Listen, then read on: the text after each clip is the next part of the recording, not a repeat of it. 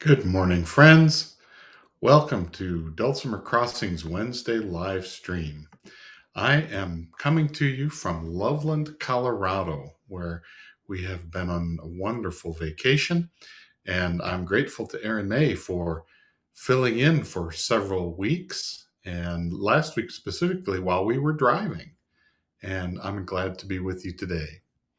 The theme today is, let's see if I can get that to show up, show lower thirds. There it is. Yes. Whoops. No, that's who we are. Dulcimer Crossing. There we go. My favorite tunings. So what I want to do is look at all of my favorite tunings on my mountain dulcimer. Obviously, I'm in a friend's house, so I don't have my overhead camera for my to show my dulcimer at the same time as that I'm playing it. So I'm going to have to do a little moving back and forth here. And there we go. Let's turn that on and turn off the sound. Bingo. So if you want to join with me and talk, you are welcome to do that. I'll do my best to keep an eye on that chat. On a laptop, on a smaller computer than I'm used to. But when I first started playing the mountain dulcimer, it was not the first instrument I played. I played several instruments. And one of the things that I discovered about this one is that there are more than one way to tune it. Now, I'd heard of more than one ways to tune a guitar, but I was scared of those things. So I didn't ever do that. I would always wonder why people did it until I discovered drop D tuning on the guitar, which gives me an octave lower than that string on the mountain dulcimer, which is our lowest string on the mountain dulcimer. But on the mountain dulcimer, I started hearing how that bottom drone really gave us a good foundation. And when I wanted to play a lot of songs in D, which I did, having that low D on the guitar made that work. On the mountain dulcimer, however, there was no, when I built mine in 1980, there was no standard tuning. There was no standard pitch at which you tuned your instrument. I'd mentioned this before. You'd who into the hole. You'd find the hole and you go la la la la la la, and there's a pitch at which the whole instrument vibrates. You tune your bass string to that. And this one, when I do that, actually likes E flat better than D. But the other thing that happened is, as we got further into time and people wanted to play together, and we're not just stuck in a holler or on a hillside somewhere, they wanted to play together. It was necessary for people to have a common tuning or a common key in which to play. Now, they chose D. David Schnaufer had a lot to do with that. But it also fits the old time world, where tunes in the old time sessions will generally start, not always, but generally start in D, with a retuning for songs in G, with a retuning for songs in A, which we're kind of moving up through the keys in the alphabet order. And the energy gets a little higher and brighter as you go deeper into the night. Well, there are so many tunes that work so well on those keys, and on a mountain dulcimer with a diatonic fretboard, it's not hard to do that. So people started moving in that direction. But even though I had different pitches, what I would do is tune what is best described as a 155 tuning, which is what I've got everything tuned to right now. 2, 3, 4, 5. I start on my bass string, walk up. 1, 2, 3, 4, 5. Now I'm not calling fret numbers right now. I'm calling steps of the scale. 1, 2, 3, 4, 5, or D, E, F sharp, G, A. And when I do that, I make my middle string match that pitch. So I've got a 1, 5, and then I'd make the other strings match that too. 5, 5, 1, 5, 5. Now, at this particular time, I am in D-A-A tuning.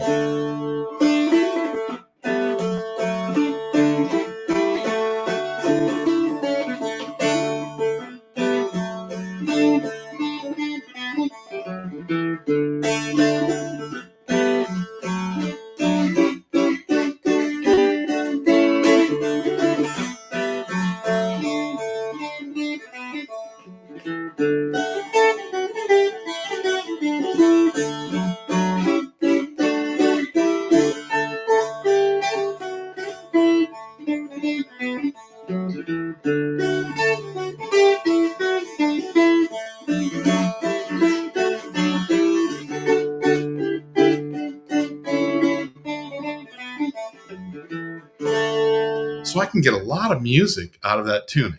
I happen to be centered over a pitch of D, but that 155 tuning gives me the ability to play.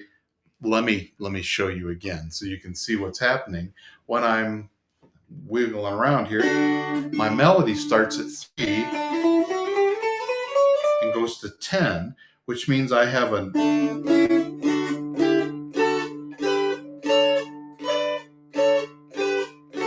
nice third harmony on the middle string, 1 fret behind wherever my first string is, except for when I'm at home.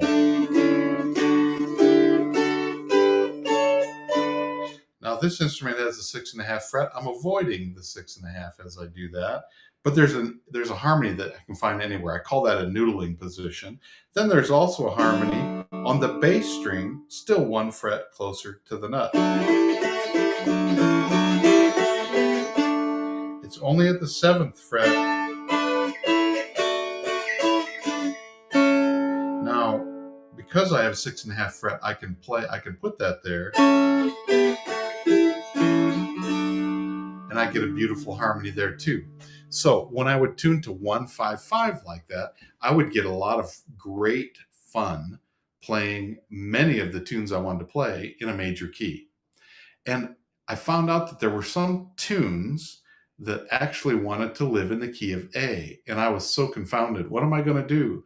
I'm so far away. But I am not far away, because if I retune my bass string up 1 whole step,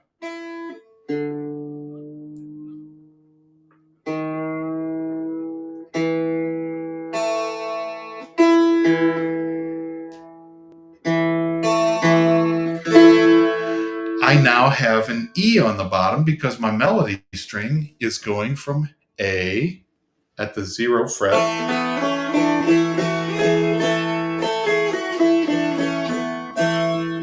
and I can play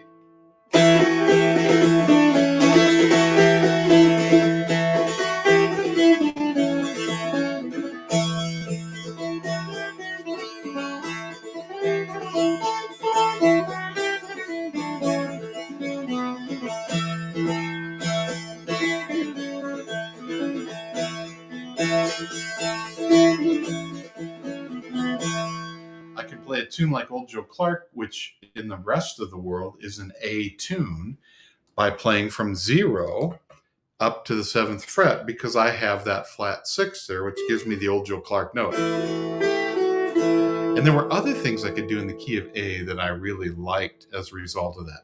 So by retuning just 1 string, that let that happen. I'm going to go back to D.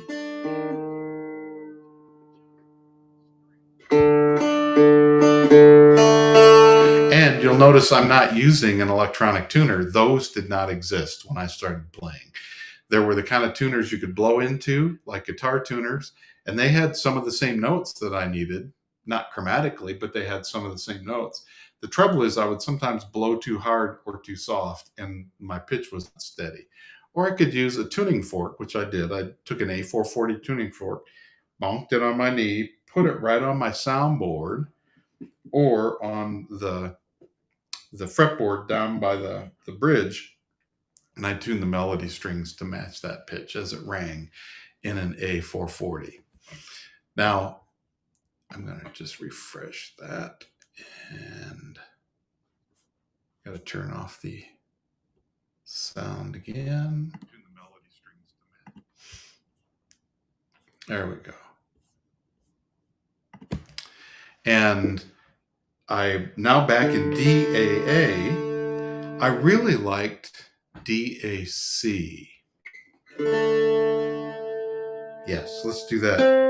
And to get to that one, what I did was walk up my bass string to the 6th fret,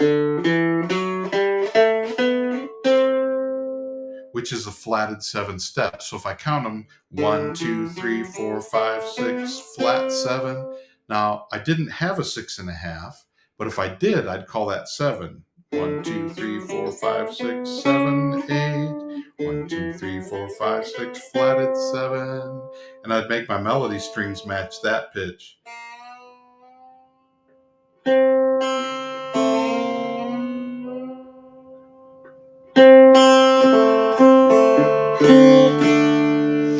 it's very interesting what'll happen is sometimes I'll do this with people and I'll have them retune and then I'll have them put their finger right here and I'll say, what does that sound like? And many people will say, oh, that sounds minor. And I said, it sounds exactly like what it did in DAD. How could it sound minor? But what it does is give us that minor third as we walk up the scale. Now my scale doesn't start at 0, it starts at 1 and goes to 8.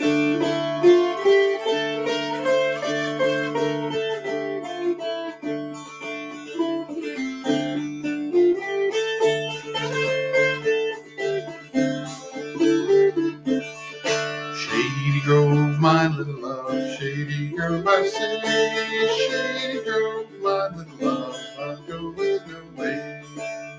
That's very interesting. That can feel minor, and I never once touched that F, which is right here, because what I've picked up by doing this, I've got a D at the first fret, D, E, F natural, G, A, B flat. I have a B at the 6 and plus, C natural, and then D, which lets me play a lot of minor mode tunes. The thing I have to be careful of is what happens on the bass string, because when I retuned, these strings stayed the same, which means on the bass string I have a E, D, E, F sharp, G, A, B, C, C sharp, D. On the middle string, A, B, C sharp, D, E, F sharp, G, G sharp, A. Melody string, I'll repeat it, D, E, F. C, D, E, F, G, A, B flat, B, C. So when I wanted to add some harmony, I needed to be careful about what I added on the bass string. So here's a tune called Mount Jackson. We had good friends that lived in Mount Jackson in the Shenandoah River Valley in Virginia. And I wrote this tune in honor of them and their town. And it needs some of those harmonies, but I got to be careful. I'll talk about what I did after I do it.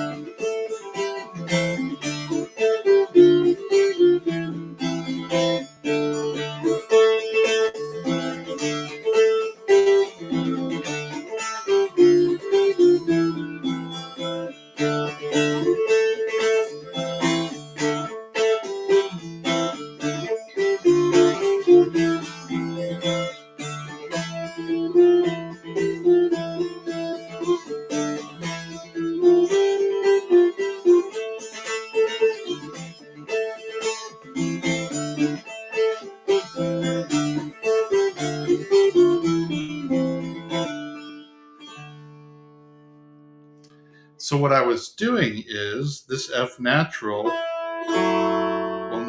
here will never match with the F sharp on the bass. This open C will never match with the C sharp on the middle string. So the second fret seems to be an off-limit kind of place for a lot of playing. Not all of it, but if I'm playing on the melody on the melody string, I'm going to try to avoid those two guys unless I know specifically what I want. The same place I'm going to stay away from is going to be the B flat here and the B on the bass string, so 6 and 5. But otherwise, my noodling position works. Open, noodle, nothing, or open, noodle, noodle, nothing, noodle, noodle.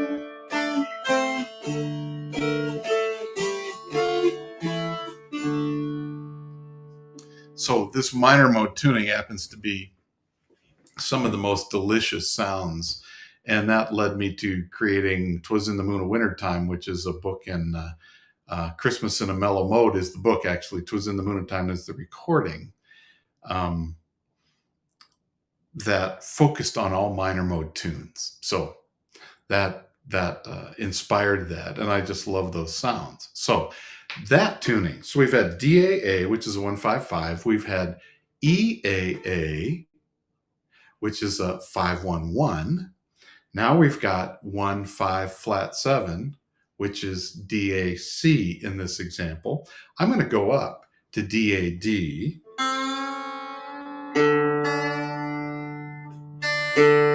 Now I'm making the melody string match the bass string or the middle string at the 3rd fret.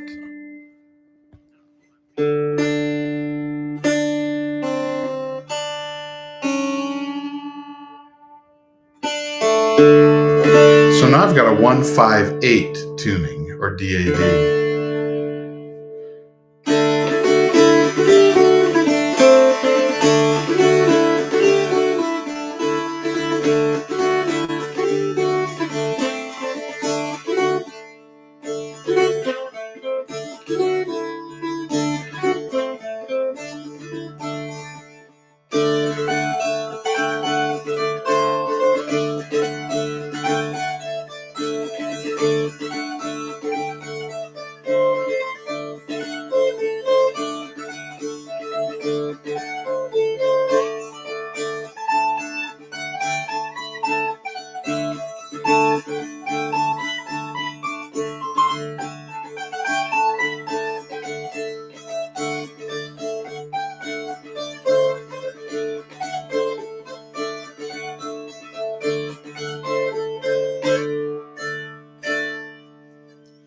That's a tune that takes that flat 7 note seriously.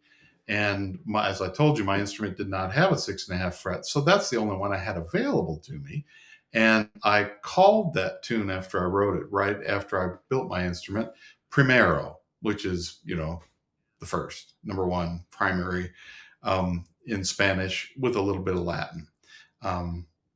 And that's a tune that just lives in that mode, which sounded so strange to me when I started playing. Now, here's the other thing that happened. When I started playing, there were not a lot of books. There were some books. I didn't know where to find them right off the bat. I had the instrument. I played guitar. I didn't always use books. I certainly wasn't adverse to using books and looking at chord charts or melodies or things like that. But when I built the mountain dulcimer, I figured this was an old mountain instrument and I was supposed to figure out how to play it. And it didn't act like what I expected music to do. And so I dedicated myself to try and understand what it was doing and found a lot of things that felt familiar. The DAA tuning really helped me find a lot more that's familiar. But then I started bumping into these unusual notes, and that got really exciting. And I started seeing what else was there, which is where that tune came from. So I was hearing that people found this a very compatible tuning for a lot of the music they wanted to play.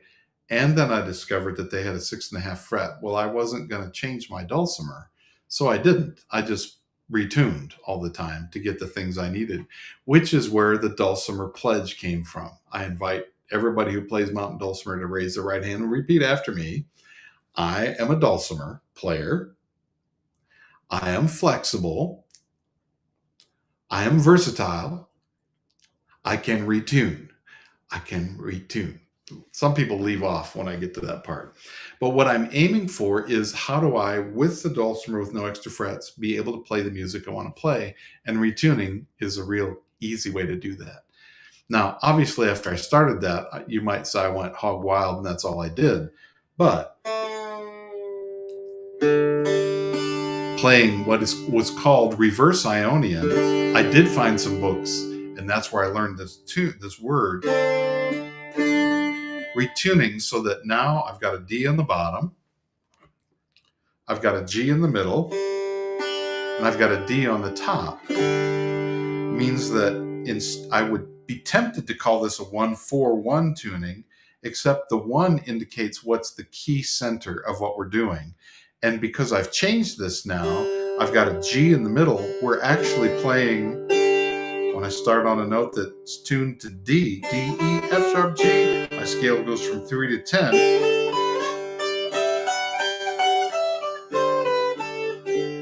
which is just exactly what it did when it was in DAA tuning, which is why people call it reverse in Ionian.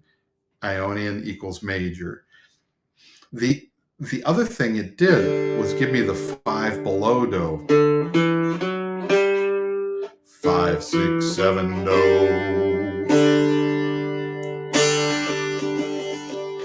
And it made it sound a lot more like the Keelmore Highland pipes.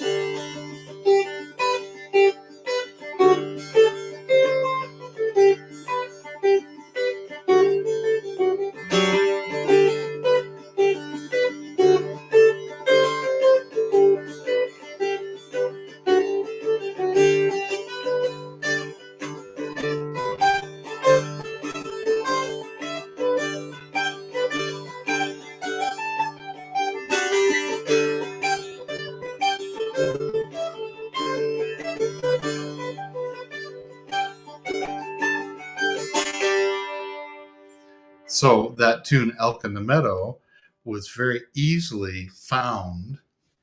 I wrote it, but I found it in my dulcimer when I tuned in this way. And I'd just been at, whoops.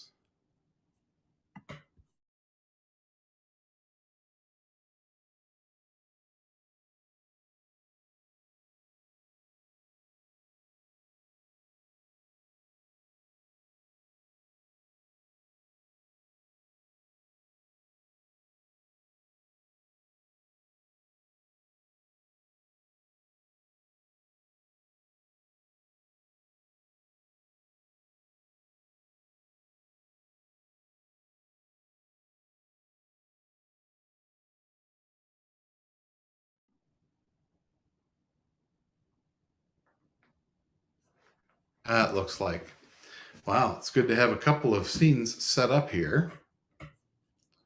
And I'm sorry for that hiccup. On the road, weird things happen. Weird things happen at home too, but looks like the camera disappeared again.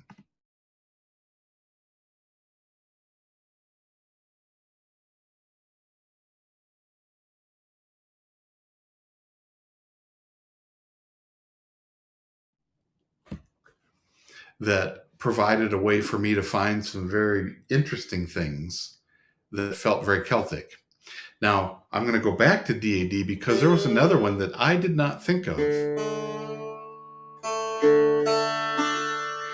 But Kevin Roth is the one that I first heard use this.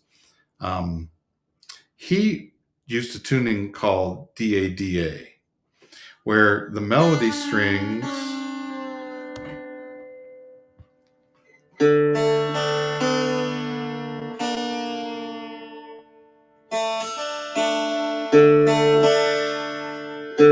DADA are tuned, even though they're paired together, they're tuned to two different notes at the same time.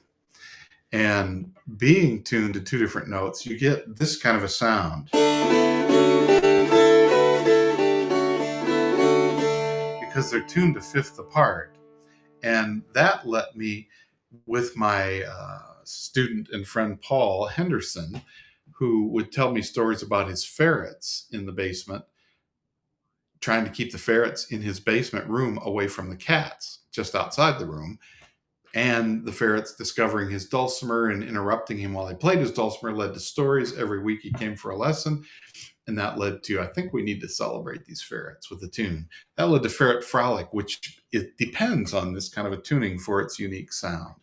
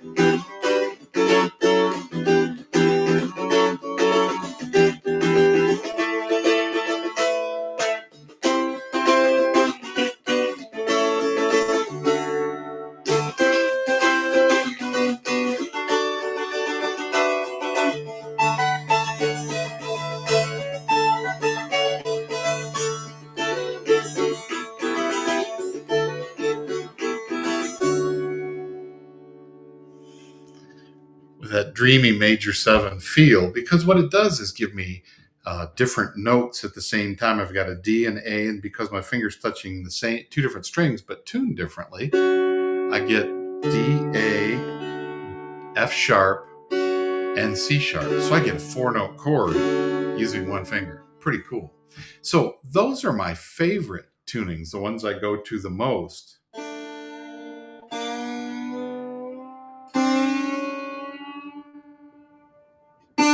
But I've got a new one coming, and I know Aaron May has showed you this.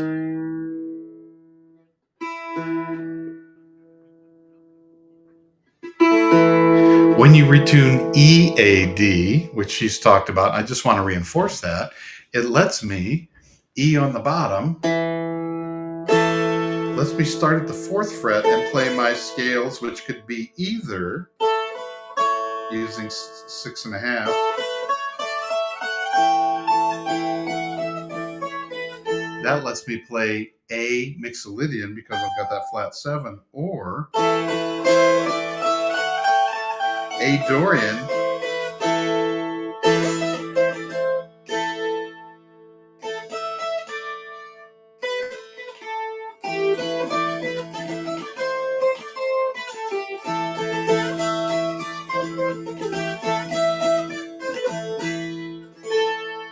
and I really love the sound that comes out of that tuning as well.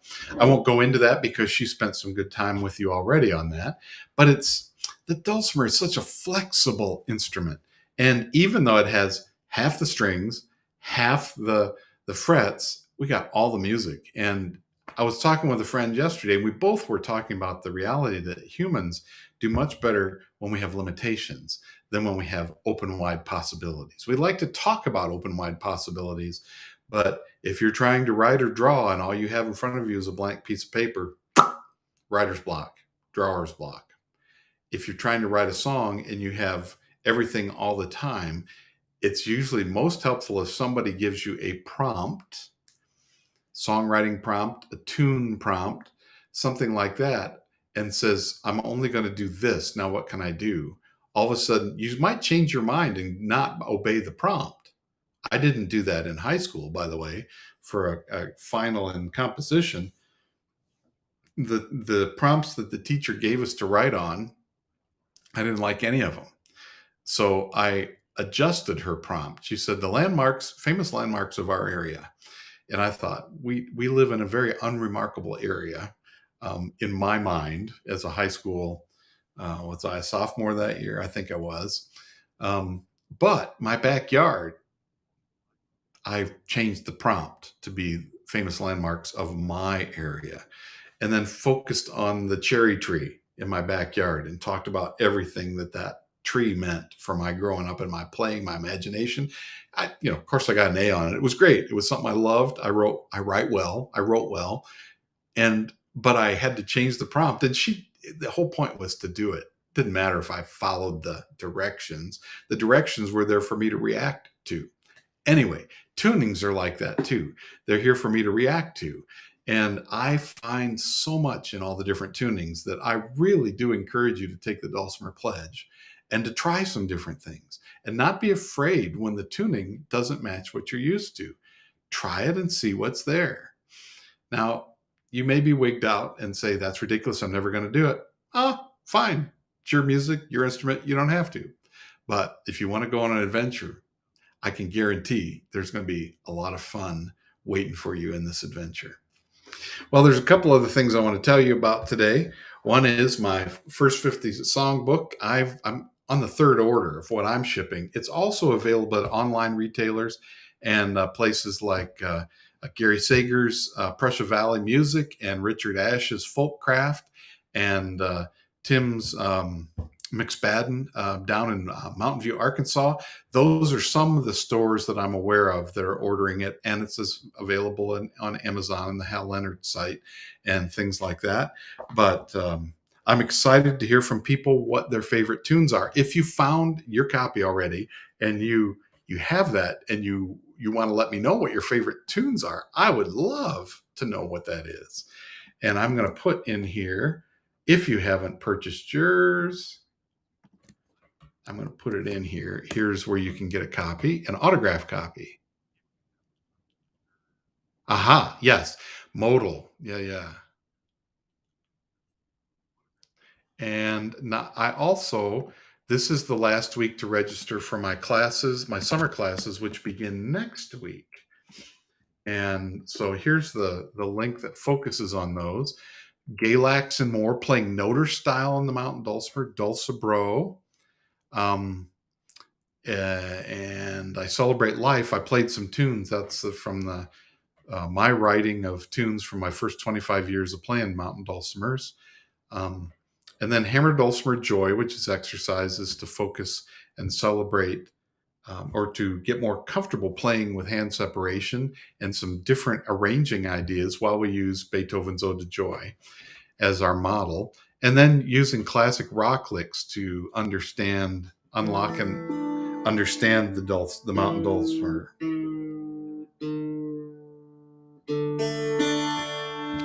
And just as an example of one of those, let's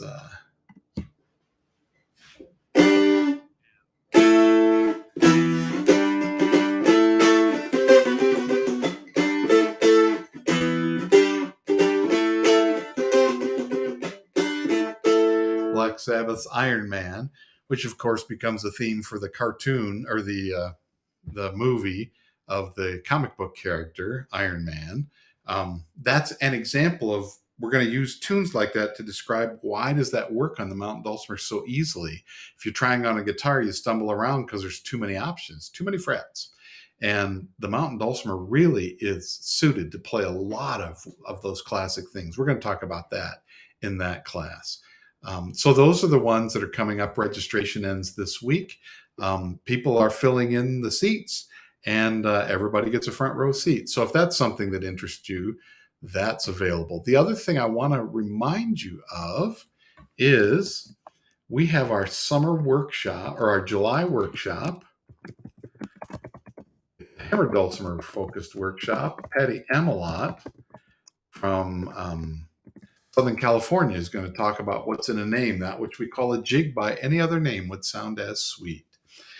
That's something that's a benefit for workshop and mentor level students, but you can also purchase a single seat ticket, which gets you access also to the archive video of the workshop after it's over.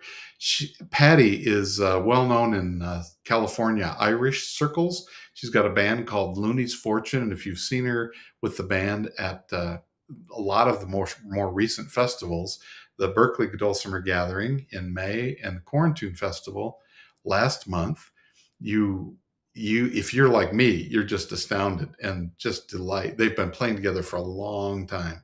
And it's always very exciting to listen to. So I'm very eager to see what she's going to share with us. Coming up in August will be Grant Olson, and he's one of the youngest winners of the Mountain Dulcimer Championship, and he's playing both chromatic instrument and four-string equidistant style. And I think it's the four-string that he's going to be sharing with us about.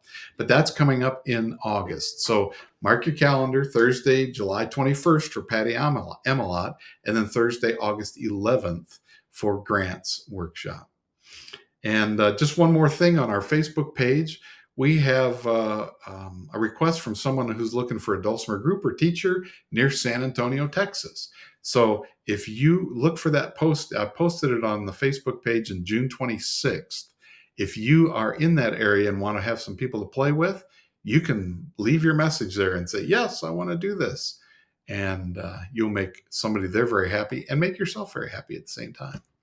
Well, thanks, friends. This is the conclusion of our live stream this week, and I expect to be back in Idaho coming to you for the week after that. Aaron May Lewis and I do have a concert coming up, but you're going to have to wait to find out. It's toward the end of the month, and we're working on that, and we're going to have some fun. But I want to thank you for your